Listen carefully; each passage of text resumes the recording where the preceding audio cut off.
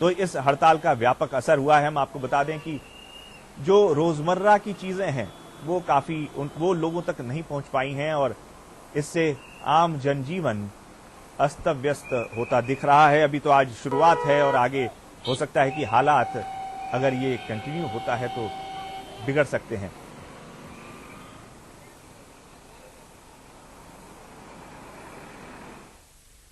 और आपको बता दें कि ट्रक मालिकों के संगठन all India motor transport Congress यानी कि AIAMTC आज से अनिश्चितकालीन हड़ताल पर है। हड़ताल के कारण देश भर में ट्रकों की आवाजाही बंद है। ट्रक मालिकों ने यह हड़ताल TDS और टोल टैक्स खत्म करने की मांग को लेकर की है। जैसा कि हमने आपको बताया कि ट्रक ऑपरेटर्स और ट्रक ऑपरेटर्स एसोसिएशन यानी कि जो संघ है उनकी मांग है कि TDS में कटौती की जाए और टोल जो दिया जाता है साल भर जो टोल देते हैं ट्रक मालिक वो एक मुश्त यानी कि एक बार में ही ले लिया जाए। इसके पीछे कहीं ना कहीं एक ये वजह बताई जा रही है कि अगर इन केस कहीं बीच में टोल टैक्स बढ़ता है तो उसका नुकसान ट्रक ऑपरेटर्स को ना हो। इसकी वजह से ये मांग की जा रही है कि ट्रक एसोसिएशन से या ट्रक ऑपरेटर्स से एक बार में ही टोल टैक्स ले लिया जाए। ट्रक ऑपरेटर्स की मांगों में टोल प्लाजा को भी समाप्त करने का एक रिक्वेस्ट शामिल है। AIAMTC चाहता है कि टोल का भुगतान सालाना या तिमाही या मंथली बेसिस पे हो। जैसा कि मैंने आपको सभी को बताया, यूनियन के मुताबिक देश में अवैध रूप से टोल की संख्या बढ़ती जा रही है। संगठन ने यह भी आरोप लगाया है कि टोल पर सरकार की कोई लगाम सरकार का नहीं है और ट्रक ऑपरेटरों की हड़ताल का व्यापक असर सूबे में भी दिख रहा है। मध्य प्रदेश में भी इसका बड़ा असर दिख रहा है।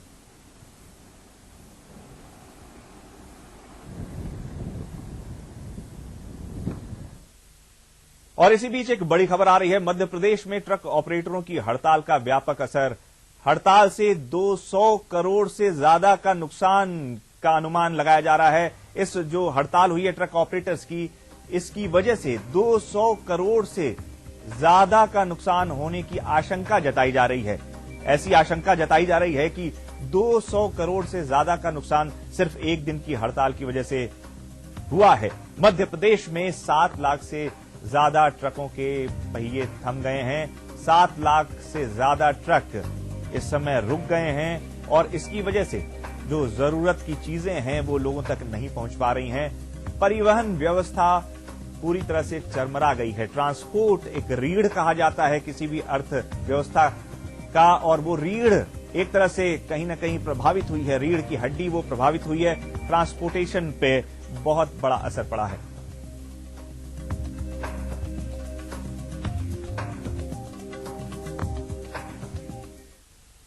हड़ताल से ही जुड़ी एक दूसरी खबर है। हड़ताल के दौरान उज्जैन के देवास गेट पर एक बवाल सामने आया। यहां यात्रियों को ले जा रहे मैजिक चालकों को रोकने वाले हड़ताली समर्थकों पर पुलिस ने लाठीचार्ज कर दिया। इसके बाद यहां भगदड़ के हालात पैदा हो गए। पुलिस का कहना है कि शांतिपूर्ण और स्वेच्छा से प्रदर्शन करने की किसी को मनाही नहीं है, लेकिन जबरदस्ती बंद कराने वालों पर सख्त कार्रवाई की जाएगी। इधर हड़ताल का समर्थन करने वालों का कहना है कि पुलिस दादागिरी कर रही है और उन्हें जो प्रदर्शन वो करने जा रहे थे वो प्रदर्शन करने जाने से रोका जा रहा है। उनको प्रदर्शन की मनाही की जा रही है और पुलिस दादागिरी कर रही है, उनको प्रदर्शन से रोका जा रहा है।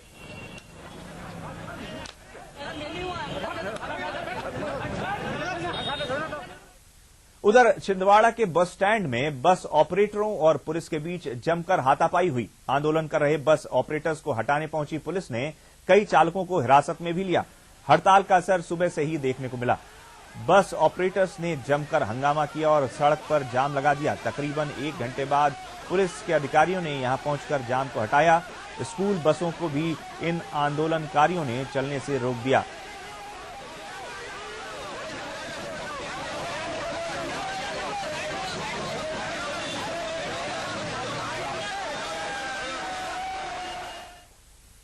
ट्रांसपोर्ट ऑपरेटर्स की देशव्यापी हड़ताल का असर प्रदेश समेत राजधानी भोपाल में भी देखने को मिला। प्रगति पेट्रोल के साथ शहर भर में सड़क किनारे हजारों की संख्या में छोटे बड़े ट्रक खड़े दिखाई दिए। ट्रकों द्वारा माल ढुलाई बंद कर दी गई है और इस हड़ताल का व्यापक असर राजधानी भोपाल में भी देखने को मिला। सारी ट्रकें थम गई हैं और रफ्तार जो है जीवन की, रोजमर्रा का जो जीवन है, आम जनजीवन भी, उसकी भी रफ्तार थम गई। और इस हड़ताल में प्रदेश के 7 लाख ट्रकों के पहिए थम गए हैं। जैसा कि हमने अपने दर्शकों को बताया कि 7 लाख ट्रक रुक गए हैं, जिसका सीधा असर ट्रांसपोर्ट व्यवसाय पर पड़ रहा है। हड़ताल से करोड़ों रुपए के कारोबार के भी प्रभावित होने की आशंका जताई जा रही है। यदि ये हड़ताल लंबी चली तो ये भी आशंका जताई जा रही है कि रोजमर्रा की चीजों के सप्लाई पर असर पड़ेगा, क्योंकि राज्य में उत्तर प्रदेश, गुजरात, महाराष्ट्र से सब्जी, फलों के साथ ही खाने पीने का सामान आता है। ट्रांसपोर्टेशन के बंद होने से महंगाई भी बढ़ सकती है और निश्चित रूप से अगर डिमांड और सप्लाई का जो सिद्धांत है अर्थशास्त्र का, अगर वो लागू होता है तो डिमांड बढ़ रही है और सप्लाई घटेगी, क्योंकि हड़ताल की वजह से रोजमर्रा की चीजें लोगों तक नहीं पहुंच पाएंगी, जिसकी वजह से सप्लाई जो है वो घटेगी और डिमांड बढ़ेगी। तो ब्लैक मार्केटिंग की भी संभावना बढ़ सकती है, काला बाजारी की भी कोशिशें कुछ लोग कर सकते हैं, जो कि एक अव्यवस्था फैला सकती है समाज में।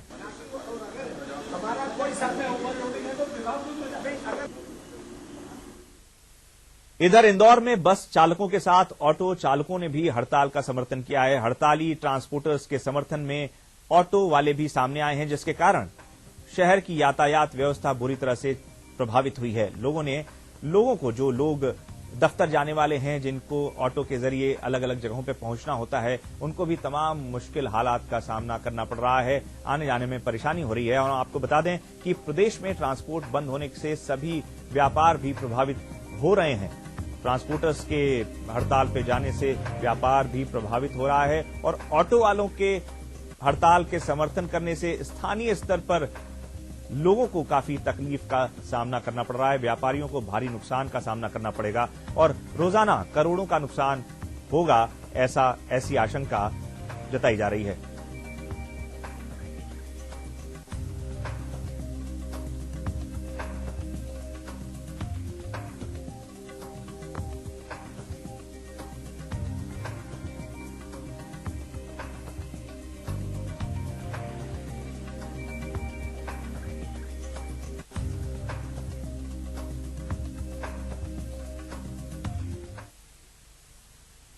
उधर पूरे देश की तरह पन्ना में भी यात्रियों के लिए आज का दिन परेशानियों से भरा साबित हुआ।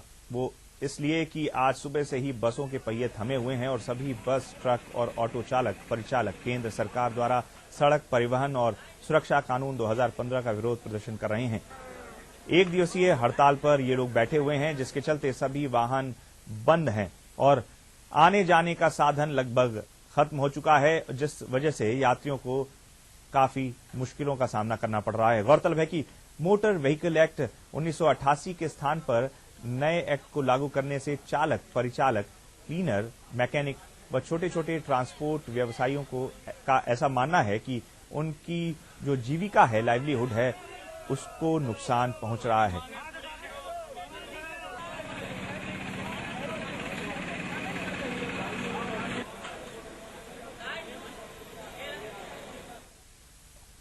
अब बात कर लेते हैं मध्य प्रदेश के कृषि मंत्री के एक विवादित बयान से जुड़ी खबर का।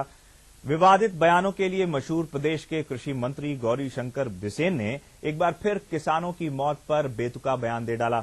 जबलपुर पहुंचे कृषि मंत्री ने कहा कि देश का 70% किसान खेती पर आश्रित है। ऐसे में अगर किसान की मौत हो जाए तो ये स्वाभाविक बात है। ये बहुत हैरानी की बात है कि इतने जिम्मेदार पद पर बैठे कृषि मंत्री ने एक किसान की खुदकुशी को लेके या किसानों की परेशानी पर बात करने की बजाय ये कह दिया कि अगर कोई किसान की मौत हो जाती है तो वो स्वाभाविक बात है। अब इस बयान को लेकर विवाद खड़ा हो गया है।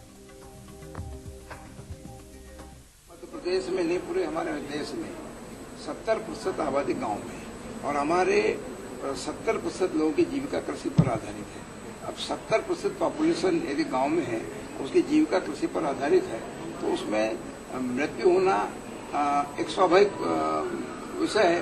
लेकिन सारी मौतें अल्प वर्षा हो गई इसलिए हो गई ऐसा नहीं है। एक एक मृत्यु के क्या कारण है उसके ऊपर रिपोर्ट आती है, उसके अनुसार हम कार्रवाई करते हैं।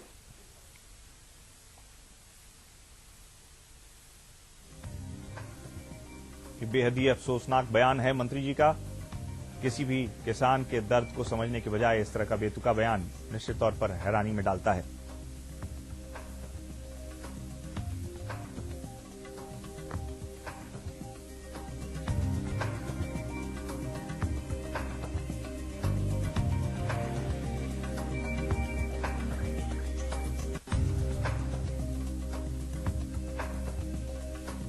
मंत्री जी को न जाने क्या सूझी कि इस तरह का बयान दे दिया, और जो किसानों की मूलभूत समस्याएं हैं, जो उनकी परेशानियां हैं, जो मुश्किल हालात में जिस तरह से हमारे देश का किसान काम कर रहा है, अन्न उपजा रहा है, लोगों तक अन्न पहुंचा रहा है, उन बातों पर ध्यान देने के बजाय इस तरह का बयान।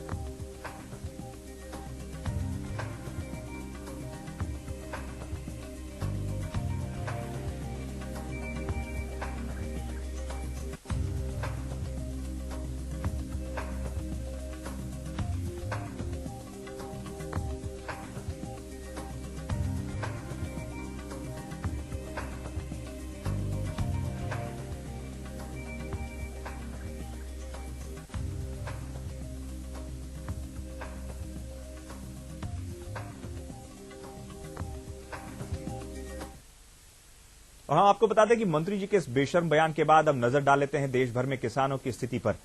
एनसीआरबी के आंकड़ों के मुताबिक 2004 से 2011 के दौरान स्वरोजगार के लिए कृषि कार्यों से जुड़े 10,861 लोगों ने जान दे दी। ये बहुत ही बड़ा आंकड़ा है और हैरानी में डालने वाला आंकड़ा है। इनमें आत्महत्या की कई वजह बताई जा रही है। बात करें मध्य प्रदेश की तो बीते 8 साल में 10,861 किसानों ने आत्महत्या की है, ऐसा आंकड़े बता रहे हैं। किसानों की आत्महत्या के मामले में प्रदेश का स्थान देश में चौथा है। हर 6 घंटे में अगर इन आंकड़ों पर नजर डालें, इनका एनालिसिस करें तो हर 6 घंटे में एक किसान ने मौत को गले लगाया। 2004 में 1,638, 2005 में 1,248, 2006 में 1,375, 2007 में 1,263, 2008 में 1,379, 2009 में 1,395, 2010 में 1,237 और 2011 में 1,326 किसानों ने खुदकुशी की है, ऐसा आंकड़े बता रहे हैं। प्रदेश में 2014 में 826 किसानों ने आत्महत्या की, जिनमें 241 यानी 29.2% महिलाएं थीं। ये बेहद चौंकाने वाले आंकड़े हैं और सभी की आंखें खोल देने वाले आंकड़े हैं।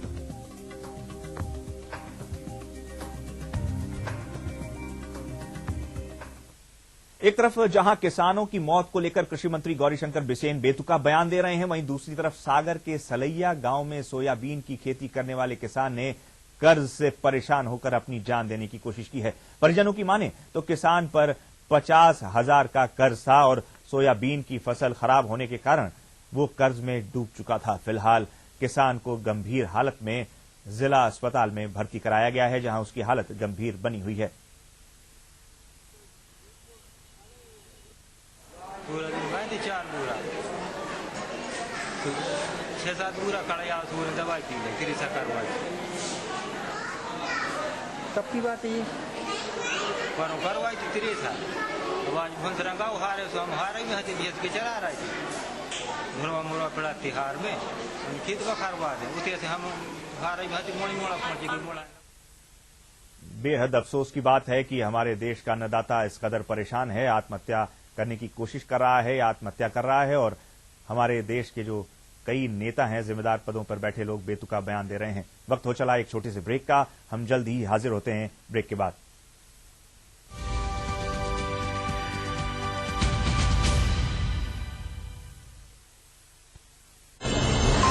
ईटीवी की खबरें वेब पर देखने के लिए लॉग इन कीजिए news18.com। आपके शहर, जिले और राज्य की ताजा खबरें, गुदगुदाने वाले कार्टून, सामयिक आलेख, ईटीवी के प्रोग्राम और मुद्दों पर आपकी राय, सब कुछ मिलेगा एक जगह news18.com पर। facebook.com/news18india पर लाइक कीजिए। और ट्विटर पर फॉलो कीजिए @News18। News18.com, complete ETV on web. Engineering students, world का स्ट्रॉन्गेस्ट मटेरियल क्या है? सर, जेके सुपर सीमेंट। क्या? ओए, इंजीनियरिंग करके बिल्डिंग के बनाओगे या फिर क्विज खेलोगे? जेके सुपर सीमेंट, विश्वास है इसमें कुछ खास है। अस्पताल में गंदगी हो सकती है, कुछ छूना मत और बीमार पड़ जाओगी। अरे दीदी, अब सब बदल रहा है। इतनी साफ सफाई? जी, हम सब ने मेहनत की है ताकि आपके इलाज में कोई कमी ना आए। बदल रहा है, बदल रहे हैं। स्वास्थ्य केंद्र अब स्वच्छ हो रहे हैं और ये आपके ब्लॉक में भी संभव है। बस पहल करनी पड़ेगी, हमको और आपको भी। स्वच्छता का संकल्प करें, स्वास्थ्य केंद्र का कायाकल्प।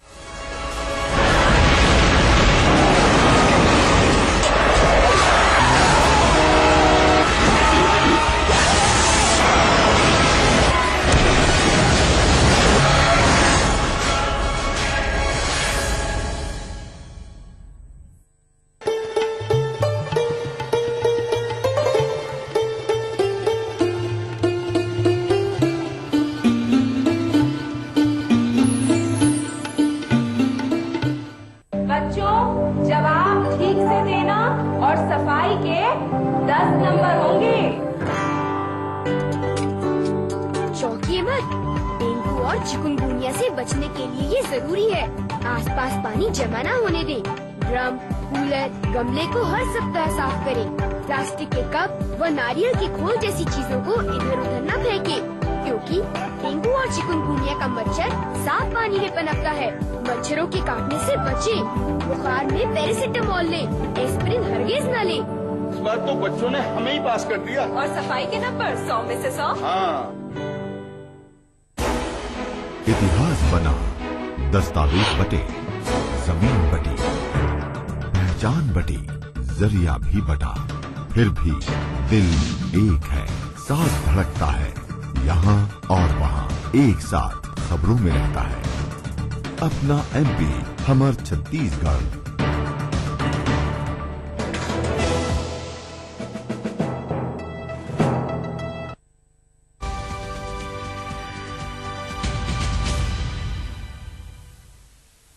और ये बड़ी खबर आ रही है इंदौर से। हम आपको बता दें कि इंदौर निजामुद्दीन ट्रेन के A1 कोच में आग लग गई है।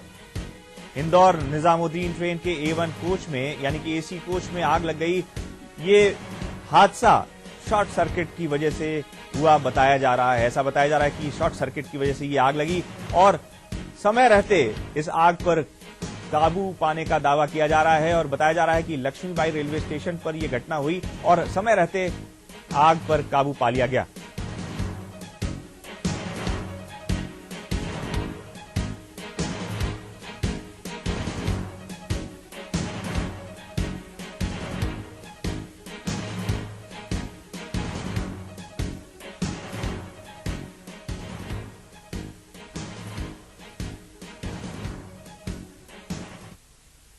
अब बात व्यापम घोटाले से जुड़ी खबर की। विनोद भंडारी को जमानत मिल गई है। दिल्ली मध्य प्रदेश का बहुचर्चित व्यापम घोटाला मामले में आरोपी विनोद भंडारी ये एक बेहद अहम आरोपी हैं। इनको जमानत मिल गई है। सुप्रीम कोर्ट से विनोद भंडारी को जमानत मिली है और काफी अधिक समय तक जेल में रहने के आधार पर सुप्रीम कोर्ट ने इनको जमानत दी है। हम आपको बता दें कि जस्टिस रंजन गोगोई की खंडपीठ वाली बेंच ने यह जमानत दी है भंडारी को। और इसके पीछे ये तर्क है कि काफी समय से ये बंद थे, हिरासत में थे और इनको जमानत क्यों न दी जाए या जमानत क्यों न दी जाए इसका जवाब प्रोसिक्यूशन के पास नहीं था, जिसके चलते सुप्रीम कोर्ट की बेंच ने जमानत दे दी विनोद भंडारी को। हम आपको बता दें कि विनोद भंडारी कौन है, इसके बारे में आपको जरा विस्तार से बता दें कि व्यापम फर्जीवाड़े में इनकी काफी बड़ी भूमिका है विनोद भंडारी की। विनोद भंडारी इंदौर में अरबिंदो मेडिकल कॉलेज के CMD हैं और व्यापम फर्जीवाड़े में FIR के बाद विदेश भाग गए थे। ये CMD थे और विदेश भाग गए थे। 2012 में PMT परीक्षा में अधिकारियों से मिली भगत की गड़बड़ी और अधिकारियों से मिलकर कई अपात्र परीक्षार्थियों को पास कराने का इन पर आरोप लगा है। हाई कोर्ट ने इनकी जमानत याचिका पहले खारिज कर दी थी, लेकिन सुप्रीम कोर्ट से मिली जमानत छात्रों को पास कराने के लिए नितिन महिंद्रा को लाखों रुपए देने का आरोप विनोद भंडारी पर है। ये एक मेडिकल कॉलेज के सीएमडी थे और इन पर गड़बड़ छात्रों को, जो कि अपात्र छात्र हैं, उनको एडमिशन देने और उन्हें लाखों रुपए लेकर पास कराने का भी आरोप है।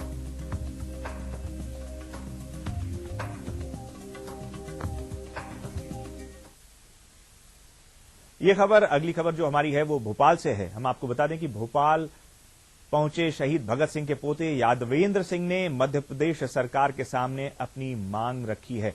यादवेंद्र इन मांगों को लेकर देश भर में घूमने की बात भी कह रहे हैं। उनका कहना है कि वो अपनी मांगों को लेकर पूरे देश में भ्रमण करेंगे। देखते हैं ये रिपोर्ट। शहीद भगत सिंह के पोते का हल्ला बोल, राज्य सरकारों के सामने रखी अपनी मांगे। मांगों को लेकर देश भर में घूमेंगे यादवेंद्र सिंह। भगत सिंह राजगुरु सुखदेव को नहीं मिला शहीद का दर्जा। प्रधानमंत्री नरेंद्र मोदी से यादवेंद्र को उम्मीद। शहीद भगत सिंह की जयंती पर आयोजित शौर्य रैली और शहीदों के परिवारों के सम्मान में आयोजित कार्यक्रम में भाग लेने के लिए भोपाल पहुंचे भगत सिंह के पोते यादवेंद्र सिंह ने मध्य प्रदेश सरकार के सामने अपनी मांगों को रखा।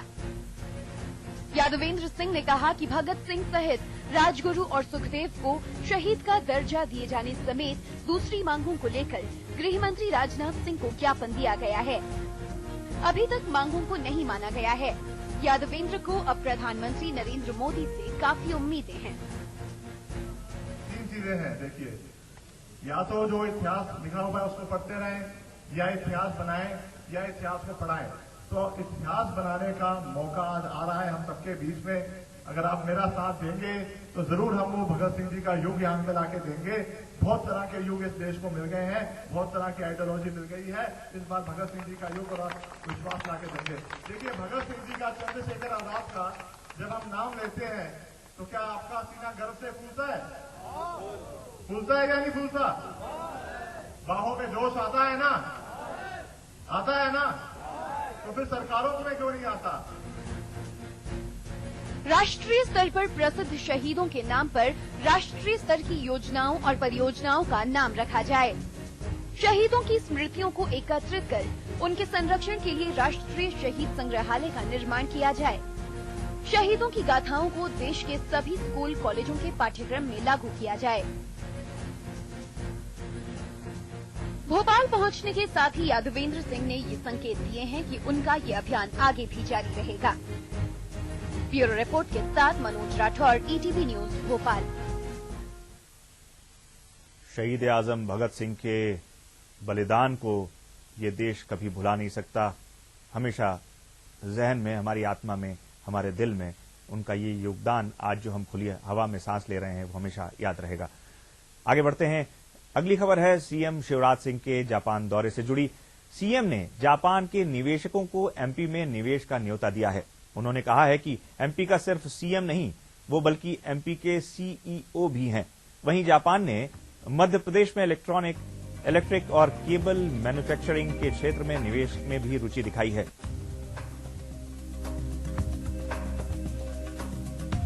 सीएम शिवराज सिंह का ये बेहद अहम दौरा है कोरिया और जापान का। जापान से काफी बड़ी आर्थिक मदद लेके आ रहे हैं शिवराज सिंह चौहान।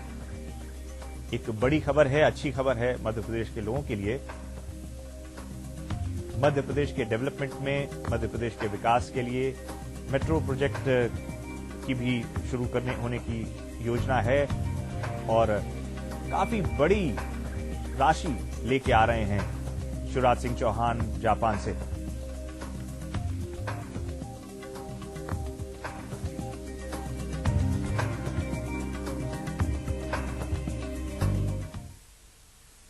तो मध्य प्रदेश के लोगों के लिए इस अच्छी खबर के साथ ही इस बुलेटिन में हम आपसे इजाजत लेंगे, लेकिन आपको छोड़े जाते हैं तिरछी नजर के साथ। नमस्कार।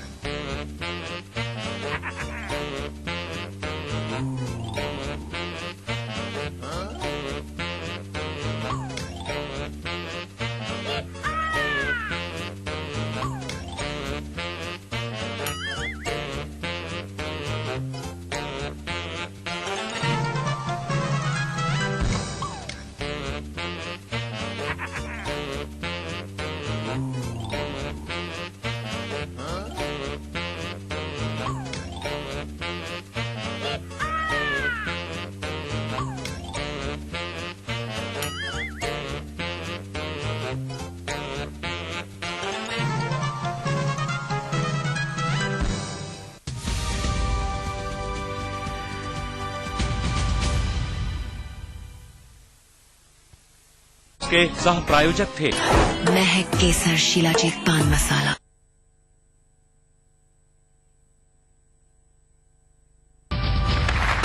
दरिया है हम, हमें अपना हुनर मालूम है।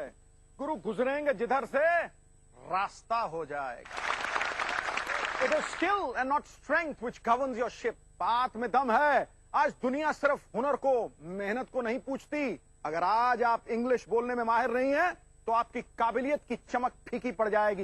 इंग्लिश ऐसा बल्ला है गुरु, जो सही पकड़ में आ जाए तो हर बॉल बाउंड्री के बाहर, और अगर हाथ से फिसल गया तो अच्छे अच्छे खिलाड़ी भी पहली बॉल आउट खटैक। ये कड़वा सत्य है दोस्तों कि इंग्लिश में कमजोर इंसान कितना भी इंटेलिजेंट हो, कितना भी मेहनती क्यों ना हो, उसे दुनिया वो मकाम, वो इज्जत नहीं देती जिसका वो हकदार है। लेकिन अब ऐसा नहीं होगा। साडा हक एथे रख, क्योंकि अब हमें ब्रह्मास्त्र मिल चुका है। इंग्लिश लर्निंग की दुनिया में एक कमाल का आविष्कार हो चुका है। दुनिया की पहली ऐसी मशीन बना ली है जो इंग्लिश को सीधे आपके दिमाग, आपकी मेमोरी का हिस्सा बना देगी। और उस आविष्कार, उस मशीन का नाम है इंग्लिश मैजिक।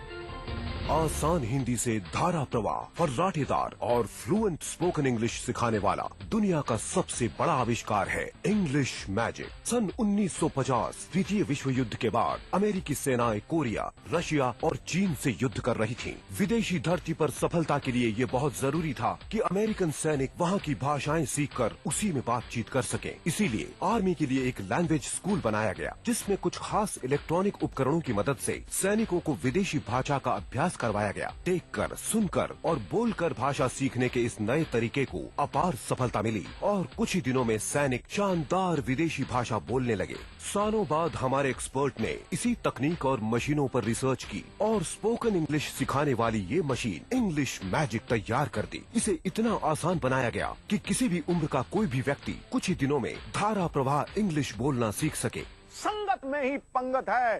दोस्तों, हमारे साथ इंग्लिश मैजिक बनाने वाली टीम के प्रोफेसर ग्रांट डिक्सन और Indian language expert professor Sudhir पाठक।